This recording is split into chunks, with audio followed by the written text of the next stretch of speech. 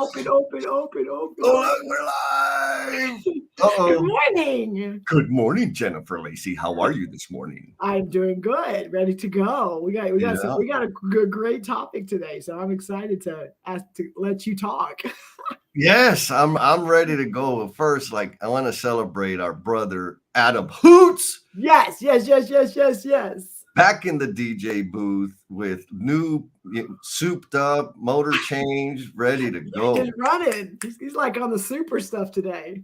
Yeah. So you made me create a damn image. I'm still trying to figure out why you wanted me to put that thing out there. Okay, we need some clarification here. Every image and thumbnail that gets pushed out for our live streams comes from us having a conversation and you going, oh, okay, I got it. And then we leave and I have no idea what it looks like until you post it. Let's be clear. Yes, we're talking about hotness today, baby. That's what we're talking about. Speaking of hotness, we got our buddy, Mr. Buddy Brumley, says hashtag dang it.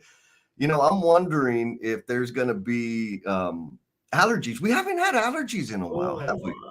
I don't like when you start with that. You've been slacking, Jen. Adam, you know what we need? Get them posts up here, the comments that are going to elicit allergies from Jen, because that's what people want. No. This is a duo here. It's a dynamic duo. I think I cried last, actually. I think I was sharing a story and I think I got a little emotional. I think maybe it's you that needs to be. We'll see. Pete, what is up, Pete? What up? Whoa. So Pete and Zepp's gear is going to be on Dragon's Den. What? Yes. Yeah, like on TV and everything later on this year. Happy for you, Pete. I'd love to see his business growing because it's an amazing thing that they're doing. Then we got Mr. Jim Guntorius. Oh, he's at the soccer game. Says, nice. Welcome back, DJ Hootie Hoo. And he's in Texas, which means he's probably super glad that we're having way better weather than we've had like the last 2 months because it's not over 100. Yeah, speaking of hot, Pete says, hell yeah. 10-4. So, Jen, we have this thing about blue hearts. What is that? Oh, yes. My favorite part of the whole thing. So I know I did a post on it, but I also want to make sure everyone that's on here that which I don't see anyone yet, but that's okay. If this is your first time, if you've been on the show and you've been lurking, that's okay. Cause we know we have people out there that really don't engage with us very much during the show, but we also have people that are want to get in, but they're not really sure what that avenue looks like. It's so easy. So if you are out there and you want to contribute, but you're just kind of jumping in, putting your toe in, just put a blue heart. And that lets us know, hey, I'm engaged. I want to be here, but it's kind of my first time showing up and trying to do this. And the magic is one, we get to recognize you. And two, we have a whole tribe of people that then will jump in and start engaging with you and making sure that if you have any questions or any of your stuff online, they are going to connect with you. They are going to, it's magic. Yes. It will help us make you part of the community. Yeah. Help us provide that community experience for you. So throw that blue heart. We'll jump all over you, support you, learn from you, and we will continue forward. So we do have evidence. Mr. Kyle. Oh, Kyle, that's not fair. Kyle.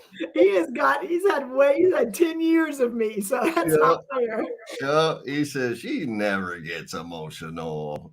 Ditto, I agree. And Steve Martin says, where's there's smoke, there's fire, and maybe a NoBS chief marketeer. What's up, Steve? Man, we got a bunch of people. We got Mike Kyman coming in. Good morning, Mike. I heard y'all had some fun this week. Yeah, we did. I caught me a big old redfish. Yeah, I saw the picture. It's in the freezer. You know what? I think I'm going to grill that bad boy this weekend and eat it all by myself. I ain't sharing with nobody. And we got Demetria. You know who's that? Good morning, Demetria. Ooh, we're going to get to hang out with her at the end of the month. We may need to talk about that a little bit. Ooh, yeah. Speaking of fire starting. Yes. And then we got Sarah with Bring Out Your Badass Self. What's up, sister? Good morning. Oh, man. So we got some people here. Okay. So we're talking about what is the fire doing to them? Yes. What fire are we talking about, Jen? Well, this kind of started from some after party conversation on we just a lot of the people in this tribe are doing some really big things. Mm-hmm. And it's not just they just decided one day, I mean, they were going to do big things. That's kind of been part of their career and things that they've done and rooms they've walked into, that it is recognized that a lot of our tribe members, like sometimes they're the big bright light. And we've realized if we are those people, I am one and Jesse's one, that sometimes those people are putting sunglasses on. Those people are kind of like that. Y'all, you're too much. You built different. I'm not sure I can. I'm not ready for this. So you're a lot. All those comments that we've maybe engaged with, and like, what does that mean? Does that mean that we need to dim ourselves, or does that mean we just got to be who we are, and that may not be the place we're supposed to be? Like, there's a lot of conversations around that, and I think that's what led to, hey, well, let's dig in and talk about this. Yeah, I remember it was Carol on the after party last time, that idea came from. We were having this conversation about her experience and how things are now, and it's like, yeah, like that's a real thing that we all deal with.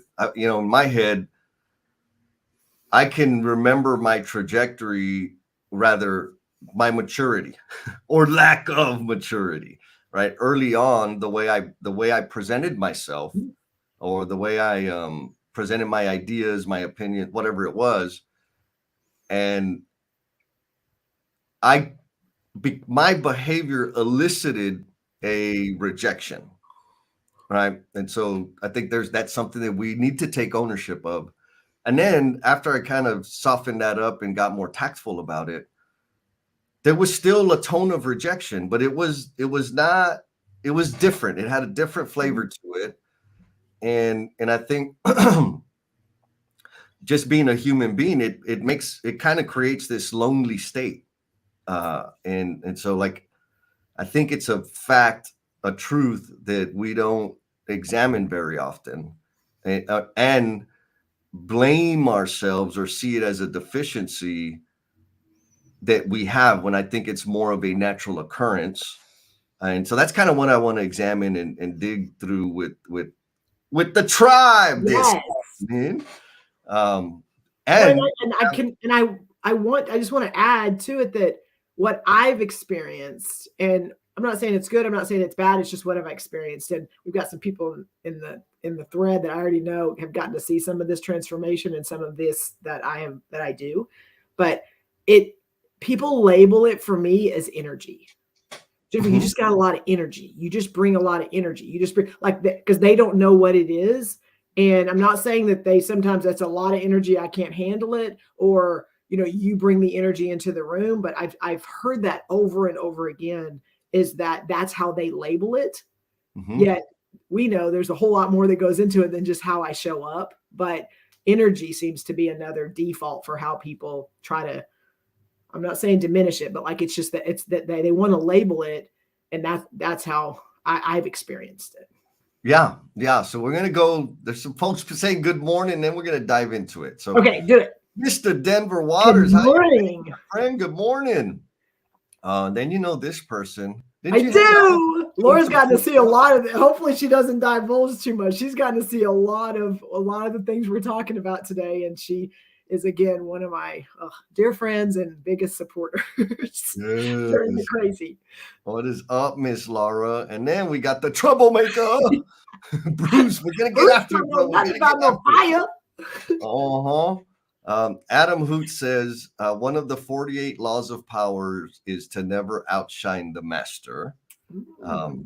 Right? That always makes me question, like, what qualifies you as the master? And if you are saying you are the master, that is the first problem. And then Kyle Davis, I love it that Kyle's on my side, Jen. Kyle says Jesse's touching on something that I haven't heard discussed in a long time. EQ. You know what I like about the EQ thing? I know how to spell it. And Pete says, good morning, everybody. All right. So Jen, you started talking about energy. And I think when you and I first connected, when we were like exploring the idea of the lean in love conversation or 5S in relationships conversation, I think we connected, like you and I found common ground on the experience of people telling us you're too much. Yes. So can you give us an overview over the past couple of years of what your relationship with that experience has been in terms of people saying you're too much and how you process that then and now? Yes. So, and we've talked about this a little bit, but and I talked about this with Laura in one of her events this week. But anyway, where I have been for most of my career, I'd say up until 2 or 3 years ago, was that imposter syndrome of like I had to overcompensate because I didn't come in with a construction degree. I didn't come in with all the building knowledge. I didn't come in with all of the things that the people I was engaging with had. So I had to compensate in some way. And whether I was doing it consciously or not, like I was able to control my energy and my engagement with people. And so that's how I showed up. And some people like soaked it in. Kyle, one of those people, he's just like, this is my person. But there are other people, because of how I showed up, it's like, whoa, you just got to stop. You're just a lot. You're talking too fast. Your hands are moving too fast. Like we're not following where you are. Let's get back to the tools and processes and blah, blah, blah, blah, blah. Like whatever that is. And I had to learn how to navigate through that early on. And so it's like, okay, I know that's what they expect when I come in. So how do I temper it, but also make sure that I'm in the room and they're listening? And that was a lot in my head. And so over the last couple of years, I think I've realized that, that I want to be in the room and I want to sit at the table, but I don't want to be invited to the room if you're not going to let me speak. And that means sometimes you don't get invited to certain rooms and you don't get invited to certain tables. And I had to get to where I was okay with that. And as soon as I was okay with that and said, that's okay, I just don't need to be in that, then it just completely changed that I got to show up that way everywhere. And if people looked, again, I'm not asking you to go back and look at historical data, but like the last 2 years, how I've shown up everywhere is exactly the same. Yeah. Did that answer your question? Yeah, it does. I think it's important because I think a lot, rather, I'll just say the tribe members probably have all experienced that, right? Of showing up, bringing themselves as much as themselves as they're comfortable to bring, and somebody getting a comment, right? A side comment like, whoa, whoa, whoa, you need to tone it down. Or, hey, wait a minute. It's not like I haven't had my coffee yet. Like these, these right, seemingly innocent comments, but they chip away at your confidence, right? They chip away like, oh, they make you, for me anyways, they've made me like, oh, is something wrong with me? That's the sentiment I get, like, oh, I have a defect because these people are responding in this way. And it's never just one, it's a lot of people that kind of have that reaction, right? And so there's an option, right? There's a choice to internalize it and dim the fire, dim the flame, so that we can be invited everywhere, or keep going and maybe have your finger on the knob, right? So that you can turn it up and turn it down appropriately. And I think the adjustment part is the value piece, right? Like Kyle said, the EQ element of it, being aware of what people value and what they can tolerate, while also not dimming yourself so much to where you're conforming and you lose yourself, right? You shared, there we go. Adam says, how often do you have to dim your light to fit in? That's the question. And that's right? I shared that with you. I was on LinkedIn, and it was a video clip of Brene Brown talking with someone. And she said, the difference is belonging and fitting in. And she says, and people either want to fit in, so they will diminish or they will adjust who they are to be able to fit in. Belonging means when you show up, people accept you exactly the way you are. And so I'm going to make sure, Adam, that I get Jesse to answer that question for sure, but I don't. And then I would love the tribe to contribute to that question as well. Yeah, I would have answered the question if Jim didn't cut me off. Sorry. I'm sorry. I got excited. So in current state, I don't dim my light to fit in, right? Like I've become, and it's taken a long time. And when I say long, I mean decades, right? 3 decades.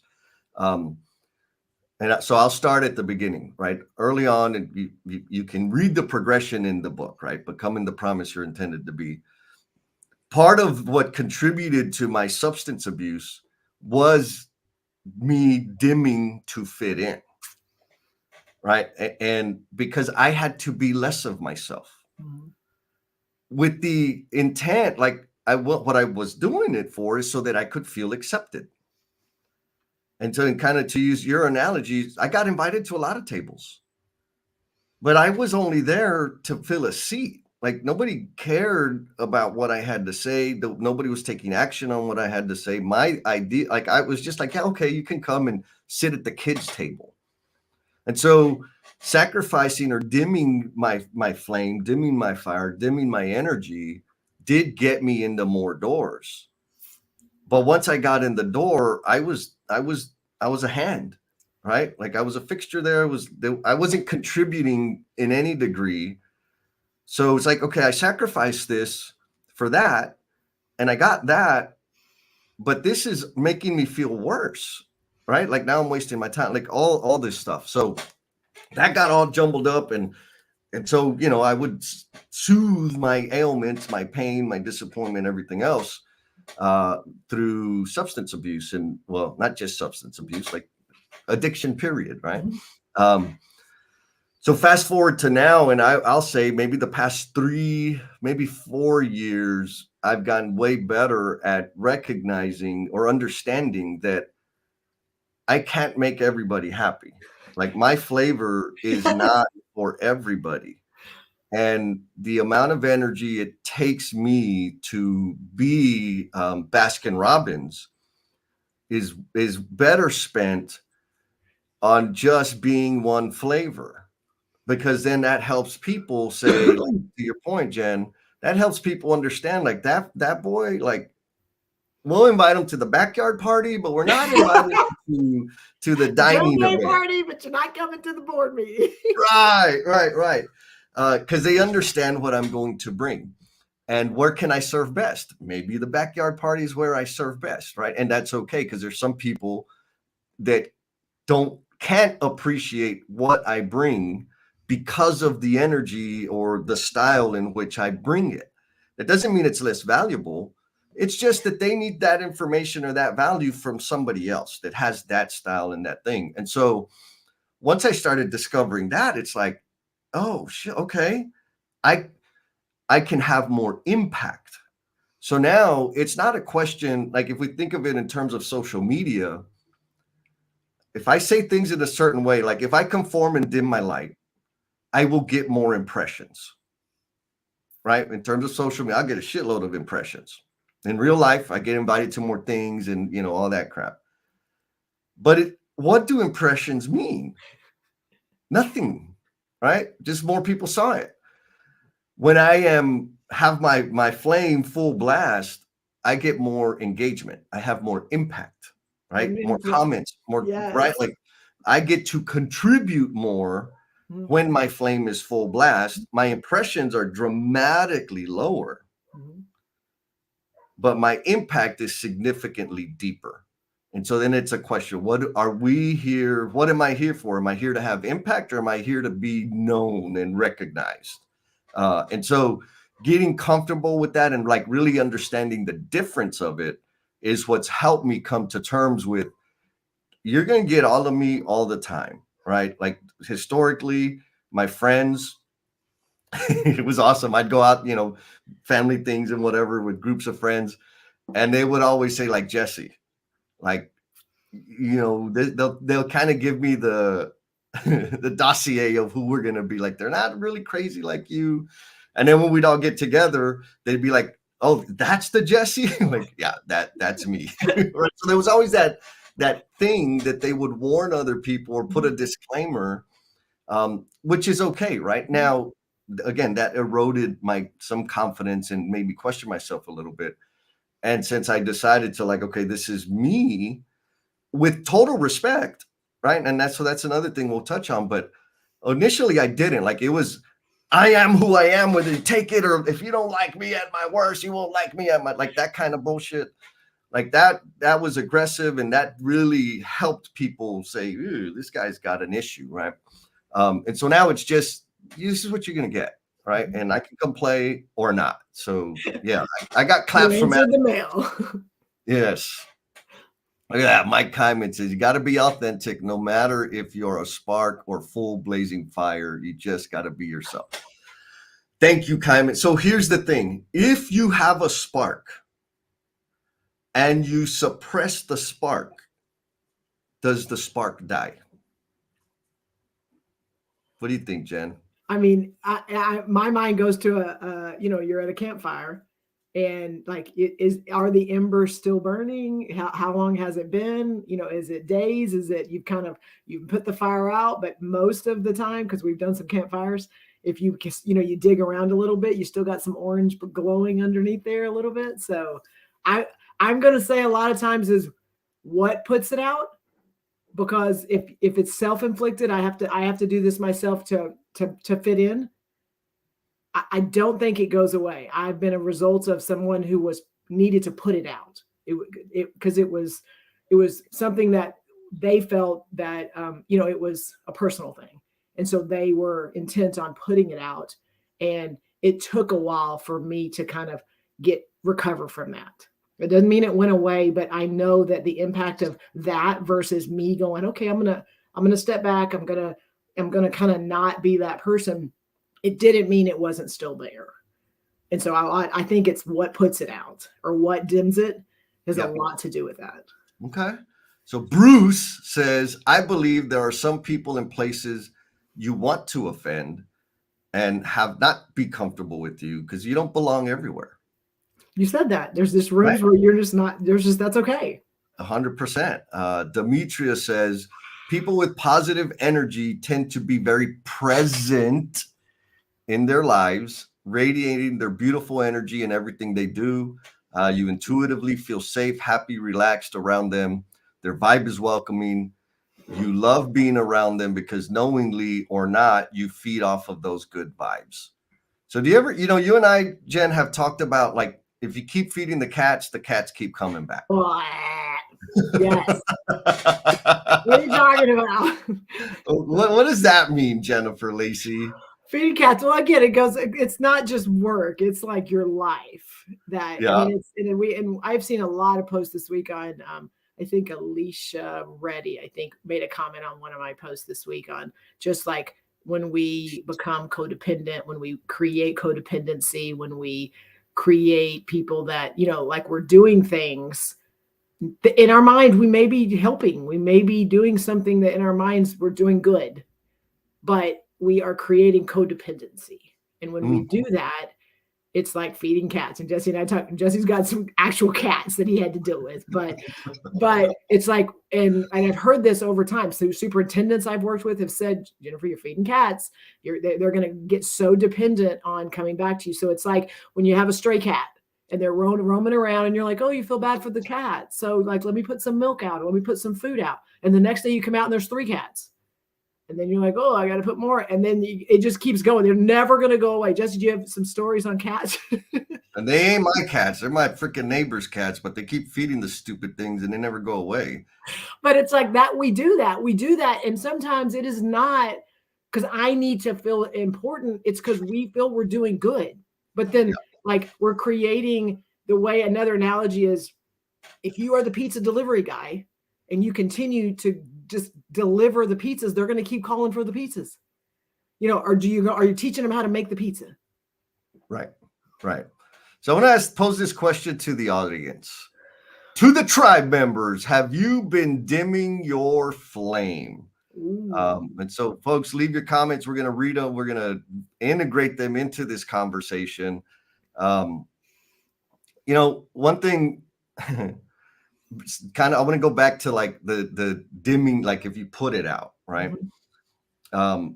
I feel like the more we suppress the flame, the harder it is to get it back, right? To get it back to whatever that energy is. Now, that leads to the second question of why do we suppress the flame, right? Why do we, to use Kyle's language, right? There's a difference in tempering your flame to the audience versus quenching it. So why do we quench it? Why do we try to put it out? And what is the impact on you when you're doing that? I think it's a response, right? Like people are saying, whoa, you're too much, or hey, you need to tone it down, or, you know, hey, my favorite is like, hey, we want you to speak. Okay, but I just need to warn, like, you know, I love your energy. And so it's not necessary. Here's what I'm going to say. I'm going to ruffle some feathers. It's not because my flame is too hot. It's because the light and the heat from my flame reminds them that they've been sitting stagnant. They get uncomfortable with that feeling. Why, Jen?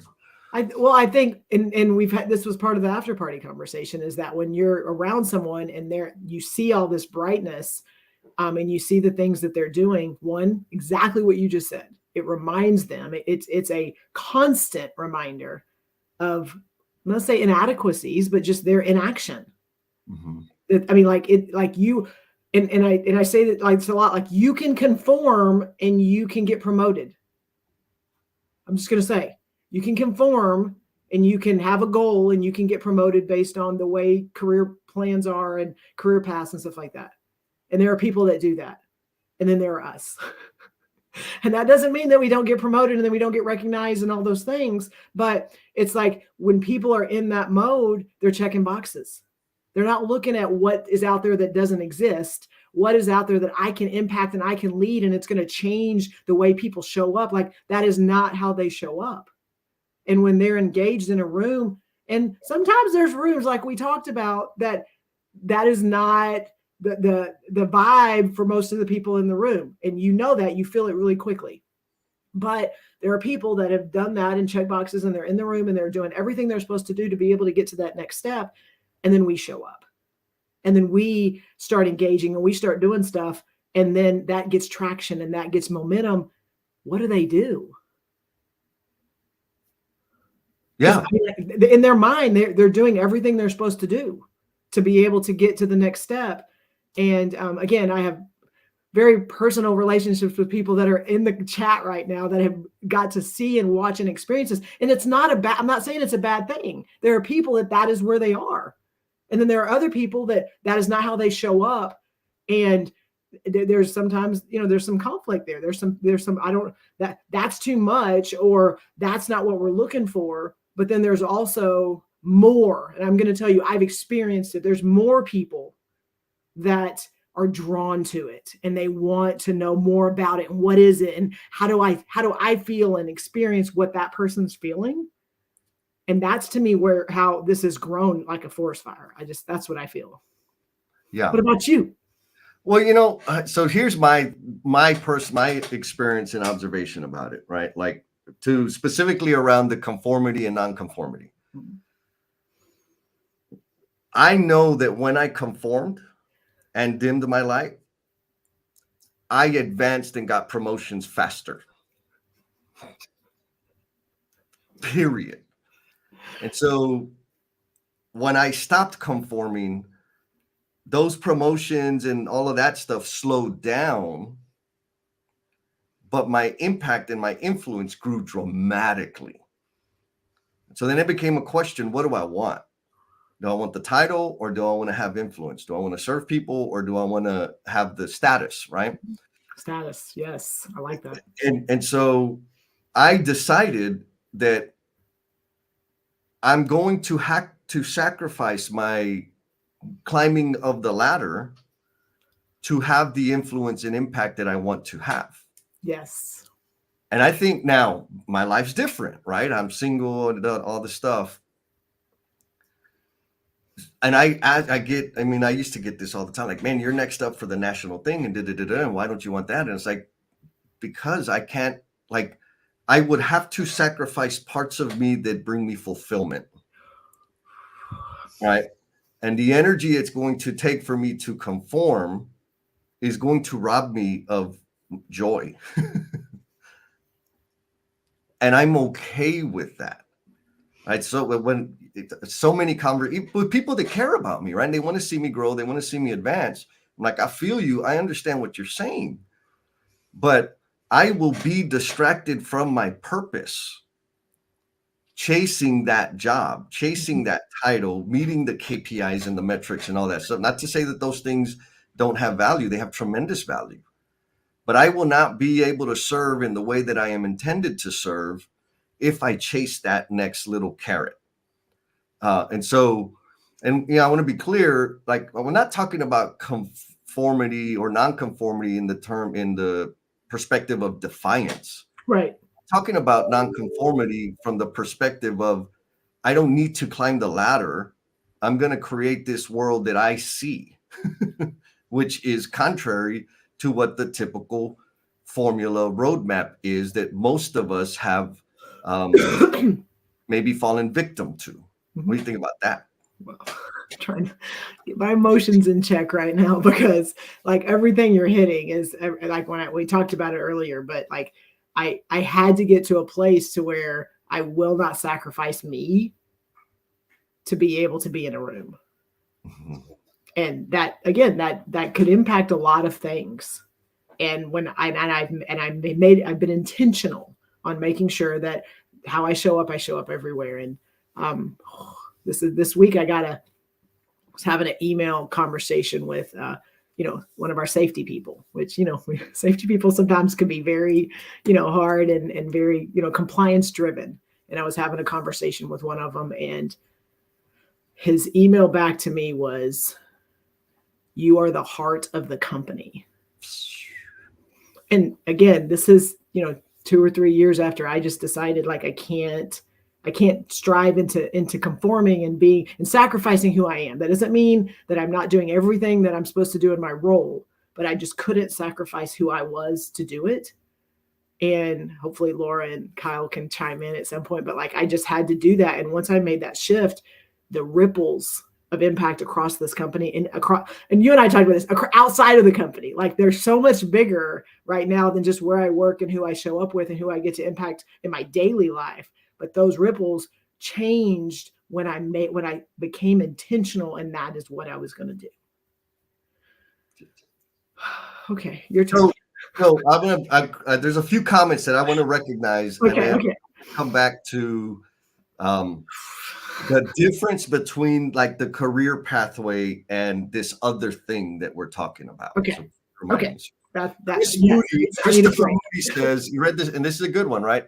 The biggest concern for any organization should be when their most passionate people become yes. Right? They ask, like, what happened? You used to be so full of energy. Well, maybe you freaking choked the fire out. Right. Oh, and I've experienced that. And I had people that's like, what's going on? Nothing. I'm just doing exactly what I'm supposed to do. And it was impactful. It was very visible.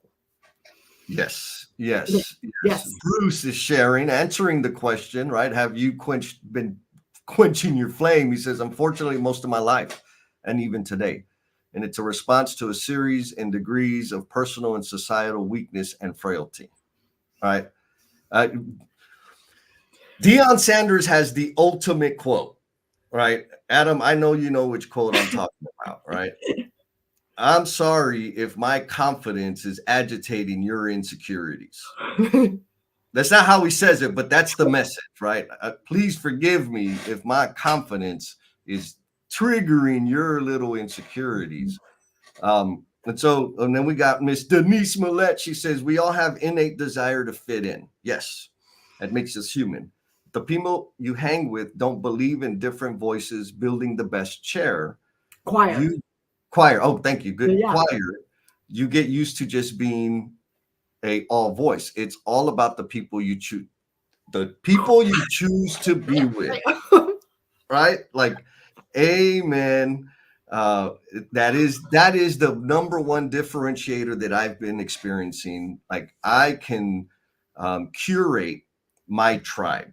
And I am way more intentional than I used to be about who I spend time with, who I share time with, because they're either going to contribute to my energy, my flame, my learning, my growth. And if they're not contributing, they are taking away.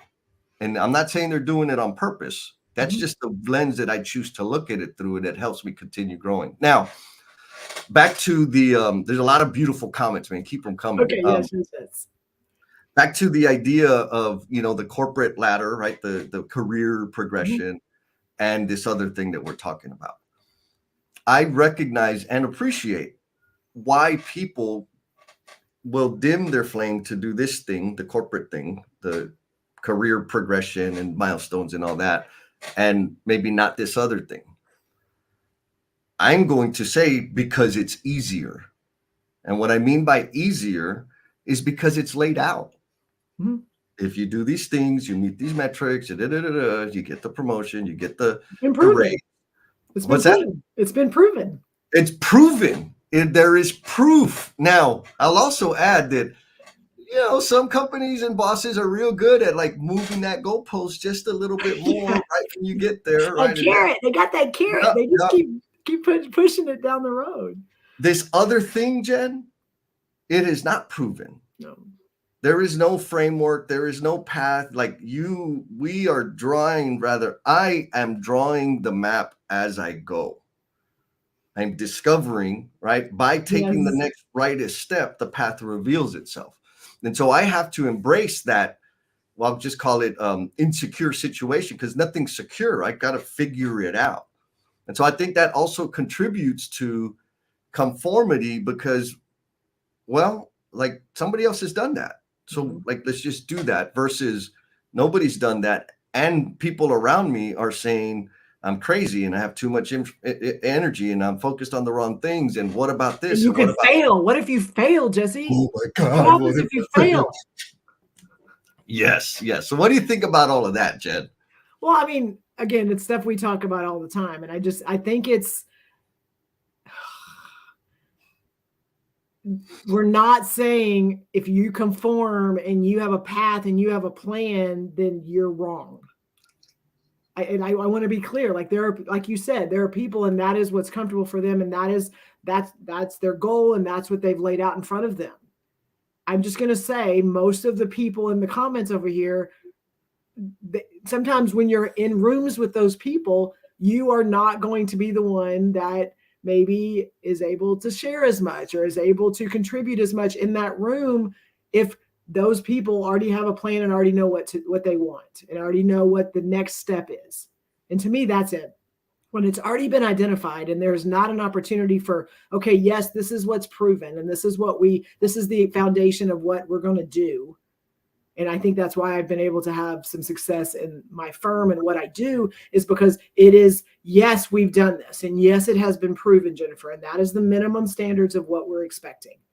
But we also know that there's probably a lot of things that we don't know yet. And they've let me play in that playground.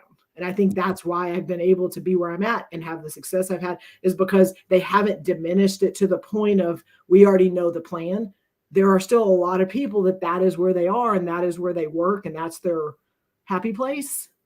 And there's times where I have to navigate that. And I think there's probably not one person over there in the comments that hasn't had to walk into a room and go, okay, assess the room. And I mean, you and I talk about this all the time. You assess it. And sometimes we get brought into rooms where they already know there's conflict. They already know there's going to be things that people are going to come and bring up that go against a lot of things we speak. That doesn't scare us. Yes. Yes. Look, Kyle says, Jen's switch to being intentional was like finding another gear for the company. Damn, baller. She became the voice that needed to be heard to help us hit that next level. Truly an honor to watch. Thank you, Kyle. And that's the amazing thing, right? It's like being able to be a witness to the impact that the tribe is having out there in the world at large it's super meaningful. And it fuels me like, okay, well, shit, you're elevating your game. I ain't going to get left behind. Right.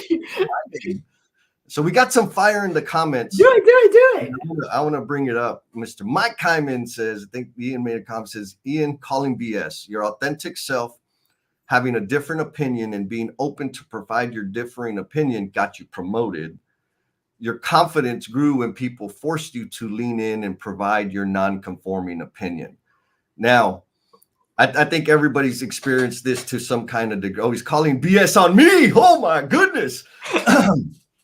So, truth, right? Now, here's what it feels like when my opinion, my perspective, or I'll say our perspective, our opinion is being challenged, or rather not embraced and received.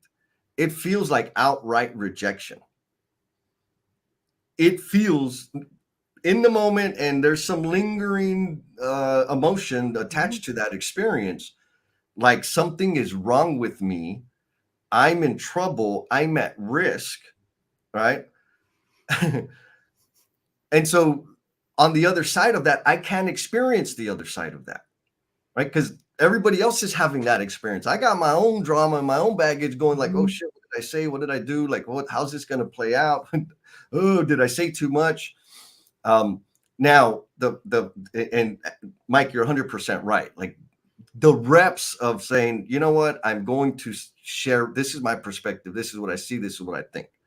I learned through repetition, through the reps, that the risk of, losing credit and losing favor with whoever was far smaller than the potential the impact could have. And so I continued to do that, right? And then to Mike's point, what I also discovered along the way was like, wait a minute, there's so many people in that structure that don't tell the truth. And when I say truth, I mean that don't share the honest, ugly, dirty, nasty, stinky details about a situation. We spend all our damn time polishing the turd, right? Putting glitter on it. Glitter on it, yes. And then what happens is the other levels of the organization think things are great. And so I decided, so you're right, Mike, BS. I decided to embrace the fact that, nobody is giving that hard, painful, honest observation, and that is contributing to a negative experience for everybody involved in the deal. So I doubled down on, I'm just going to share the stinky details, right? And you talked about getting invited to like the contentious situations. I've had Kyle Weller told me that it was like top 3 compliments that I've ever received. I was like, hey, you bring me in for some situations and they're kind of contentious, and there's other ones like that you don't bring me into. He's like, oh yeah, I'm only going to bring you into the biggest problems. That's awesome. And I'm like, oh, why? He's like, because you go there, like you'll point it out and you'll ask and you'll say, what's the deal? This kind of looks like we're not talking. Like you said something, I didn't hear something. Does this happen all the time? And right. But I say this a lot, but I heard it from Jordan Peterson. Conflict avoided is conflict multiplied. And so I'm sharing this with the tribe so that when you see something that is not contributing to the goal that the whole team is working towards, when you see behavior that is detracting from that and undermining the effort, etc., everybody else sees it too. But there's not very many people that are going to point it out. Pointing it out is uncomfortable. And people are going to say, well, you shouldn't have said that. I can't believe you said that. Oh my God, aren't you worried? Now, again, I'm going to add, it was a lot easier for me because I didn't have the debt. I didn't have tuition to pay. I didn't have mortgage to pay. Like that was kind of the decision tree that I went through. Like, okay, if I say this, what's the likelihood of me being terminated? Pretty high. Okay. And what happens if I get terminated? Well, I know how to plumb, right? I could do my fishnet calendar shoot finally. I had less at risk in terms of debt and dependence. And so it was easier for me to do that. Now, I'm also going to say, nobody said, well, you know what? We're not going to fire Jesse because he doesn't have dependence, right? Like there was value. In the moment, their response was what the hell is wrong? I can't believe you said that. How dare you, right? And so the idea or the thinking that I subscribe to is hear me now, listen to me later. I'm sharing my observation. You get to do whatever, just like the feedback thing, right? You get to do whatever you want with it.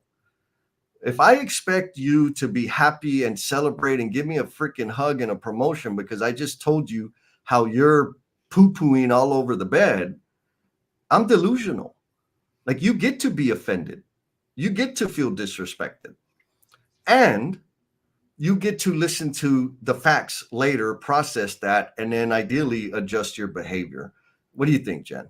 Well, yes, and it what you just said made me think about something that my daddy taught us when we were growing up.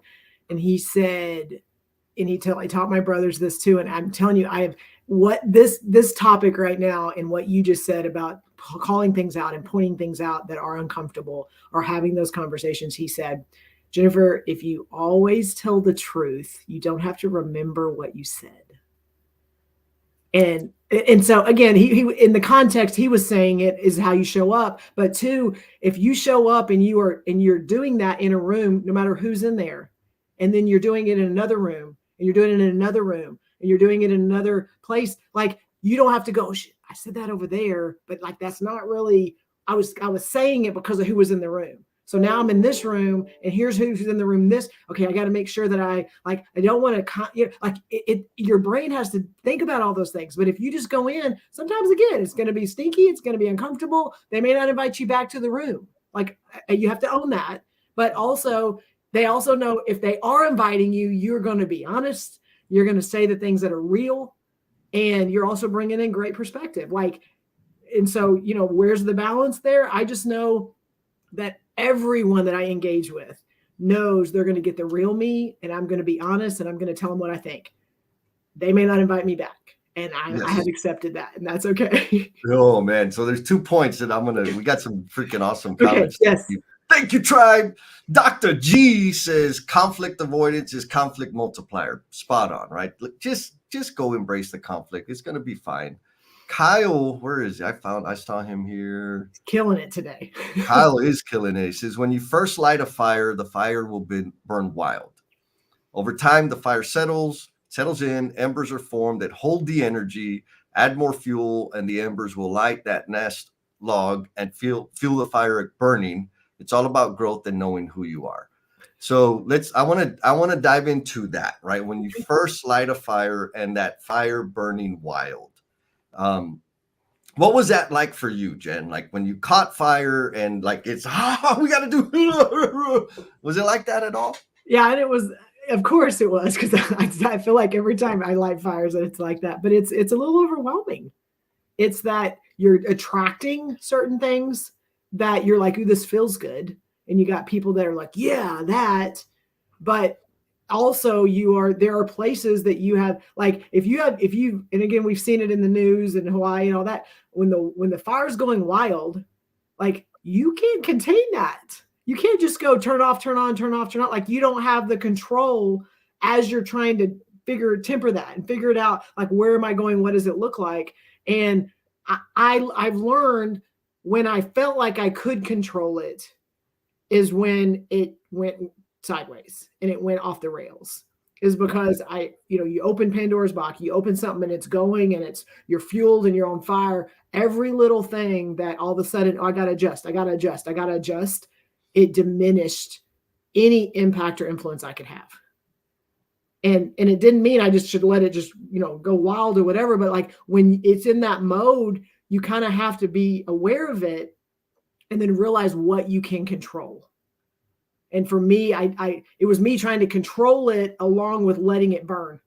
Those don't go together sometimes. And so what can I control? And then what is the impact and influence that's having, and who's getting drawn in and who's getting repelled? And I'm going to say repelled because that is exactly what happens. But also, like, okay, just like Kyle said, like this big flame and it's kind of wild. And then you start seeing, okay, it's starting to do this. And what does that look like? And leaning into that instead of let's just dump something on this because it's just too much. Like yes, I've experienced all of that. Well, and I think the key takeaway there is the way we handle it elicits a response. Like, Yes. first of all, if my fire is brighter than everybody around me, it's going to elicit a response because they see me doing all kinds of crazy things that don't seem to make any kind of sense. And it also shows them like, man, I'm not doing anything, right? I'm still talking about the same damn stories from 10 years ago, Yes. right? And so that's a reality, right? And that's healthy, I think. Mm-hmm. They can stay there or they can jump on board. Like, let's go forward. And the other side of it is like, when my fire lit, I didn't know how to handle it. Like let's just go, like, let's burn everything down, right? So Denise, another one, she says, sometimes we don't even realize we are dimming to succeed. Once our internal voice starts screaming, our emotional intelligence begins to grow and the shift begins. It can take some time and giving yourself grace to grow. Yes. Like that. Well, I love that. Yes, I love that. And I had asked you a question the last couple of weeks because I've had a lot of crap going on. Not crap like bad, but like a lot of light shining on me, which is not a normal place for me. I love shining and elevating people. And the last couple of weeks have been very much me owning the impact I'm having. And my question to you, so much love today. But my question to you was, can you own your impact and be out there owning it and still not realize the brightness that you are creating? And that, like, that's been not, it's not even grappling. It's that, can you be out there like owning it, but not even knowing? I'm telling you, I'm getting comments today and I'm just like, these people, like, are these people living the same life I'm living? But like understanding how bright your light is, like, we don't lean into that. Yeah. And it was a simple answer. My answer was like, hell yes. Right. And so maybe to add some context for the tribe, owning your impact, right? Recognizing and owning, saying, this is the way I serve, this is the way I influence people. That's uncomfortable. There's a lot of internal work that I had to do to get to the point where I was like, yes, this is how I best serve. This is the impact I have. This is the value I deliver. I do it consistently, and this is how I do it. It felt really braggy for me to do that. And over time, I'm getting more and more comfortable with it. Yes. And so the question is like, okay, is it possible to take ownership for all my awesomeness while also being unaware of some peripheral awesomeness that I think I'm seeing? Yeah. But am I delusional? Like, am I really taking my ownership of my impact? Yes. And so my answer was like, absolutely yes, right? Because there are second, third order consequences, and when I say consequence in the normal state, to the way we serve and contribute to people's lives. And so I am fully aware of the way I impact people because of my vulnerability, right? Mm-hmm. I can say that today. 2 years ago, people were telling me like, man, your vulnerability is amazing. I'm like, what the hell are you talking about? I'm not vulnerable. So I had to come to terms with that. Now, there were other things that were happening, inspiring people to take action and make life-changing decisions because I was embracing my vulnerability, but I didn't know that this was causing these other things. I could see it happening, and I'm like, how is that happening? Is it related? Is it not related? And so think about, maybe another easier frame to look at it through is, you're hugely impactful. You played a huge role within your organization. And then we start sharing what you've learned and what you've done, what you've accomplished, what other people have started, And it's easy to think only through the framework of the organization. Yes. But as those things you start sharing publicly, you start influencing other organizations. You start influencing an industry to say, what the hell is that over there? We need some of that. How did you do it? How, blah, blah, like all of that. And so it's like, I know I have huge impact in this circle, in this little lake. holy hell, I didn't realize that I was having impact in the ocean. Yes. And so I think that's a natural thing. Honestly, and this may be short-sighted, but I think if you believe you're impacting everything everywhere all the time, you got another problem. Yes. That's a different issue. And everybody's showing up for you. Yeah. Right. And so, and I think that the important thing there is we all have that dynamic happening, right? Our words impact and influence people, the people that we're targeting and the people that are around. And so that can go in a positive way or a negative way. And we have to be aware of the fact that the impact and the influence we have on others is far broader than we are aware of. And so if we just, what I've done is I assume that I'm going to be impacting people that I've never met, seen, or heard from. And so when I know that, or when I've decided that that is a truth, I'm more responsible in my language and in my messaging, and more intentional in my language and in my messaging, because it can and will have impact beyond the people that I'm aware of. Yes, Jesse. So yes. And the intentional part is if I'm coming into a room and I'm going to make him understand and see it, or her understand and see it, then I'm losing sight of what the goal is.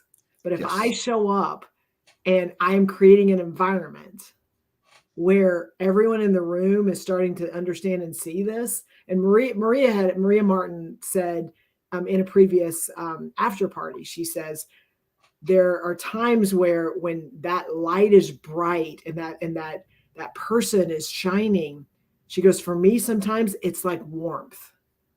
And I'm drawn to it because it makes me feel like safe and comfortable. That's not what we're talking. Like, we've not talked about that perspective on the people that we do draw in, and those people that do, like, and again, there's a lot of them over there in the chat, but those people that this is something that makes me feel better, that makes me feel like validated, and there's something going on that I'm doing that there are other people that feel this way. And I think that's another perspective, is that when we go in with the intent of, I am going to share all of my wonderfulness to you, Jesse, and I'm going to make sure you understand, and when you leave here, you're going to think different. I think there are people that walk into rooms like that, and they may make their point or they may not. But if that is not your goal, if your goal is to create the right environment and impact one person, and if one person can leave and make a different choice or make a different decision based on something they heard or they said, or that, something that was happened in that room, that's that ripple. That's the ripples of impact that we don't know maybe what will happen from that. But that has been a lot of our approach. And because of that, it has drawn more people in. Yes. And so hashtag peripheral awesomeness. Denise liked that one. So I'm gonna go to some vulnerability here.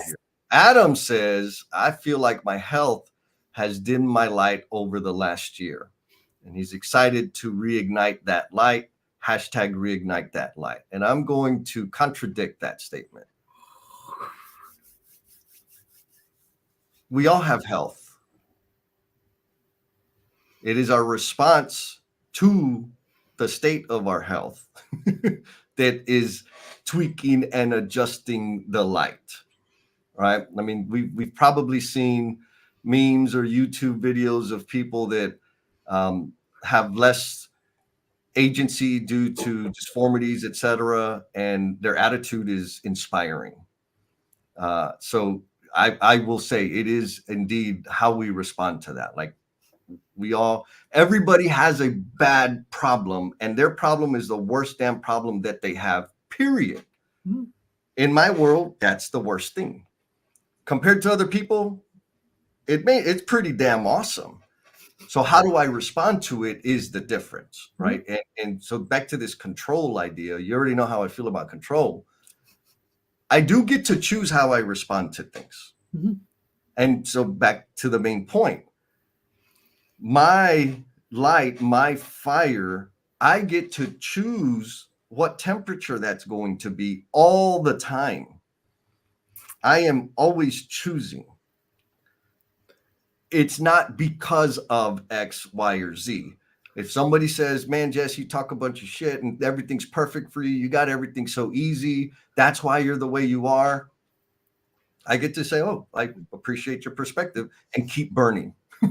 Right? I don't have to turn it down because I've offended, because my confidence offends somebody's insecurities. I can keep rolling. That being said, we do have life situations that make it easy for us to step back and hide and sink and shrink. I know the only answer for me to get beyond that is to tap into my people, right? And voice it. So applauds to Adam for voicing that. But you got a choice, baby. You got a choice, right? Because here's the other beautiful, magical thing, back to like the peripheral awesomeness. In our worst situation, when I'm handling it in such a way, looking at it like, okay, I'm in a dark time right now. What can I learn? And how can I share my learnings with others? I'm giving hope and inspiration to other people that are in the exact situation that don't have people around them to lift them up and see their peripheral awesomeness. What's the share part? Well, it's the share part. You just, I mean, everything you just said, it comes back to the share part. And we noticed that 1.5 years ago, almost 2 years ago, what this platform is doing. And it is giving a space for people to just put words to something and put a voice to something and to share something, again, personal, or conflicting or controversial. It doesn't even matter, because it's now a space for people to feel that they can, like, and there's a quote, there's one with Demetria that she is killing it. She's all over the place. She's one of my really good friends, and she has led so much amazing change in our market here. And, and she's had this exact experience a few weeks ago with a national conference that she like really led. And it's like, there's not a platform for her to go and say, I have experienced it. Like, there's not a place for that.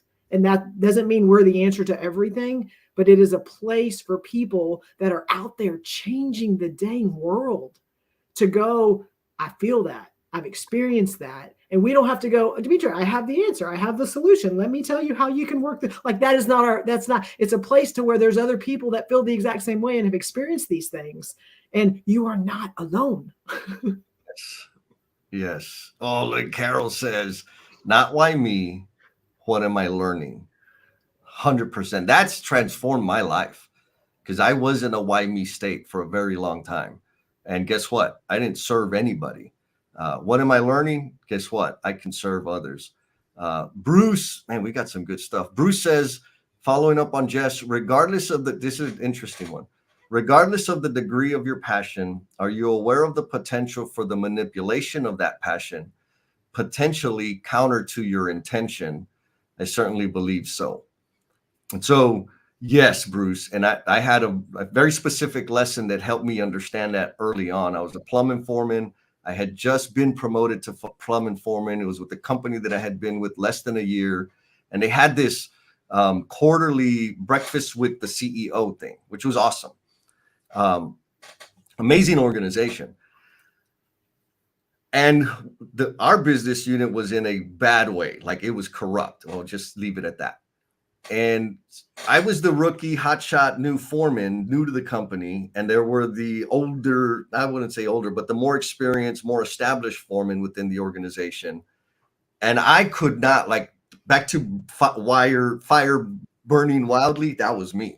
And if there was a problem and I saw something that didn't align with the published values and mission statement, all that garbage, I would point it out. Like, we talk about servant leadership. This person is doing X, Y, and Z. How is that servant leadership? How do they get promoted? How do they grow within the organization? If the organization, like, and I was like vigilant. Of course, people got sick and tired of hearing that. But we have this quarterly breakfast coming up, and all the old heads were like, hey, like, we got together, like, hey, Jess, we need to bring up this, and we need to bring this up, and we need to bring this up, and we need to bring this up. Like, yeah, I agree. Like, this is what they need to know. They don't know about it. What they were saying is, Jesse, you need to bring it up. Because right? you're just expendable. Yes. And so, was I being manipulated? 100%. And so and in the moment I felt important, right? Empowered. Yes. I went home that evening. I said, wait a minute. These jellyfish, like they've been here a long time. They've contributed to this environment. And they want me to put my head on the chopping block because they have nothing to risk. They get to say, like, oh, no, everything's great. So you know what? I'm only going to talk about the things that I feel that are important, that I've experienced directly, that I care about. Okay. We go to the breakfast and, we do the thing, the song and dance. And finally he says, okay, it's only like 10 of us. There's not a whole bunch of us. CEO says, what's bothering you? What do we need to work on? And so they go around the table and those old heads are like, oh, nothing. It's great. This is a great place to work. I love the benefits. And like, you freaking weenies, like nothing. Everything was great. The night before, oh my God, this company's going to fail. They're not treating her. And so then I said my thing. I said, look, there's people at this table that have problems and they're not going to share them. I'm not here to represent them. I'm here to represent myself and my team. And things are the things that I think need attention. What did I lose? Those guys didn't like me anymore, right? Like I was not part of the cool crowd anymore. And it was a few years before I became the cool crowd. And there was a lot of friction. There was a lot of stuff, the retaliation that, subliminal, like whatever, that I had to work through. But I think it's an important thing, Bruce, that you mentioned that and kind of connects to people getting, don't be a jellyfish, hashtag. People coming to the warmth, they want to hide behind your flame. Oh, so yes. Right? Like that's not okay either. Right? Like if here's the deal. You just need to, and you know this, Adam knows, everybody knows this. You ain't going to hide behind my flame. Like you're going to be on stage 2. Mm-hmm. Period. And if you're not prepared to be on stage, you need to step back and let somebody else take your spot. Mm-hmm. Because that's what I'm here for. I'm here to introduce people to the promise they are intended to be. And if you ain't ready to step up, you get a back seat. Mm-hmm. People that are ready to take action and make significant change and examine their thinking and their contribution to the omniverse, they get a front seat. It's that simple. You don't get to hide. Not with me. What do you think, Jen? Well, yes, and I think I've experienced a lot of that. Not that I wanted to hide, and it was even not. I don't even think intentionally. You just sometimes get in that. You're just going through your routine. You're going through your things, and you're making a decision to just stay where you are. And it doesn't mean I don't want to do all these other things. And I'm telling you, our lives colliding. That's what I call them, collision. But I think it helped jar me a little bit to go. I'm doing these other things, but I'm doing them in such this small space. And it was impactful and it was influencing. And I think our conversations helped me see that was on me. That was on me. I was doing it and I was keeping it small, whether it was to control it, whether it was because I was scared of what would happen. That was on me. I couldn't blame anybody else for that. I couldn't put that off on anybody else. And I had to make a decision. One, if I wanted to continue to hang out with you, I wasn't going to be able to stay small, but that's another show. But I had to make a decision on if I believe in these things and I'm doing them here and I see what it could be, then I have to be willing to take that jump. And that was a decision I had to make. And again, I made it and I believed in it. And I knew that it was going to do great things. And I couldn't even predict where we would be right now. Yes. Love it. So question for people to chew on between now and the next is, what spice do you bring? Yes. So right? And so you talked about spice early. And so I want people to think about this because I feel like, Jesse, you're like the jalapeno. And I'm not trying to be, but you're like the jalapeno. There are people that love jalapenos and that want them loaded up on their nachos. They want them on every freaking thing they eat. And that spicy, whatever that is, that's like, my face is about to explode. And then there's people that are like, I'm not a spice person. I'm not a spicy. I don't like the heat and all that. It reminded me of your story at the beginning on there's people that like my flavor and there's people that are probably not going to be, and like, there's nothing wrong with that. And so that's what that question made me really think about. And I want people to think about, like, what spice do you bring? Is it the sweet? Is it the salty? Is it the sour? Is it the mixture of, what are those things? Because every one of you, if you think about it, like, I'm the salty, and I feel like Sarah's a little salty. Like, she likes to kind of, bring it up, get some things mixed up in there. But like, everyone has that spice, and it could be sugar. Like, again, it could be anything. But what Bruce turmeric? What is that spice you bring? And like, I love this conversation because like, there's some that you can do both. You can do the sweet, like whatever that is, but that is like, that can help you a little bit go, this is kind of the stuff I bring. And that's why that person may not be liking it so much. So, yes. And it's okay that they don't. And I'll add, we all have a spice. We all have a flavor. Are we all aware of it? Right. That's the purpose of the question. The other thing I love about the tribe is, folks, if you're out there watching it and you're not paying it, like if you're watching the replay and you haven't paid attention to the chat, you should, because there's two that I want to share right now, right before we close. Yes. That you like, that thinking is fabulous. It'll help you. So we had a lot of experience coming in. Alan, my buddy Alan says, Alan. Yes. Alan says, your vibe attracts your tribe. He's learning that when people show you that you're not needed and it's for reasons outside of your control, that's okay. What helps him discern when to double down and when to stay in my lane is answering the question. Am I running away from my discomfort, or am I running towards a clear goal? That's a perfect reflection question. Yes. Not all obstacles are potholes in the road. Speed bumps tend to be installed for a reason. Gangsta. And, on the same thread of thinking, the chief marketeer says, never think dimming your flame is best. Learning to control and shape your flame is better. Death of a friend's loved one, be a candle. Hanging with friends over the weekend, be a campfire. Playing with the grandkids, be a raging forest fire. Is that yes. It just speaking to my heart. Yes. So we got 3 minutes left. Oh, damn. Jen, I'm going to need you to carry the torch for a little bit so I can post the damn after party link and all the stuff. Okay. It is on our NoBS page, just so you know, and in the, I think we've shared that, but he's going to put it on this thread just so you find it. But if you're on the call right now and you want to jump into the after party after we finish, you're going to struggle finding it here. So either click on it when Jesse shares it, or you can go to the NoBS with Jen and Jess page on LinkedIn, and it is actually an event that is shared there that you can just click and join. So I don't think we've shared that before, and I think people sometimes struggle finding the link. So the after party is, if you have not done it before, all it is a click and you join. And Jesse and I get to carry the load a lot when we're talking on this, on the live stream. The after party is us kind of taking a back seat and listening and giving you the stage to be able to share any comments, thoughts, anything that you've thought about during the live stream that maybe you didn't get to voice, or you want to speak and be able to kind of share that with a group of people on here's my takeaways.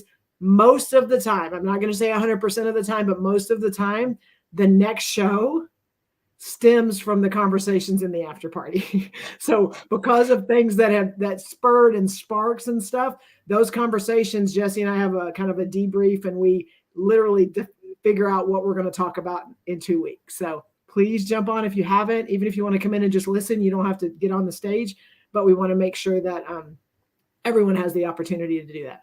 So. Yes. I'm trying to post it into Facebook, but it's not letting me. Oh, well, figure it out. Okay, we're almost at final thoughts. So how about I do my final thoughts? I love Adam. Thank you. Keep them coming. People love the contribution. Sarah, it was not a bad call out. It was I love you and your saltiness, but you're also sweet sometimes too. So just so you know, your saltiness is what definitely makes me love you. Thank you so much. Awesome. Steel is only sharpened by steel, Miss Carol. And so, like, full disclosure, Carol, I don't know if you were here at the very beginning, but we are blaming you. You are guilty and responsible for this conversation. Yes. So thank you for bringing your fire like you always do. Jafar says, thank you so much. Appreciate it. Yeah, I think this was, hopefully it was a coherent conversation. I don't know. we sometimes think it and then we go back and go, what were we talking about? Yeah. Folks, I love the advice that y'all brought. There you go. Dr. G saying such a great dialogue this morning. In my head, it's this, like, you have a flame, figure out what that spice is. Know that if people are repulsed by it, that's more them than you. And you can throttle it back, but don't lose it. We need it, right? You're an expert at being you, and you're the only you. So be as much of you as you can be, and let's just continue forward. Yes. Good. Yes. And just, again, own what you have. Don't diminish who you are. Make sure that, and again, like, don't blame others if you're making a decision because you're trying to conform. Like, stop and reflect and think about, why are you choosing that? And that, going back to what Steve said, like, just think about why you're making that decision. Yes. And you got to listen to Jen, because she's a really big deal. All right. 5 minutes. We will be on the after party. See y'all later.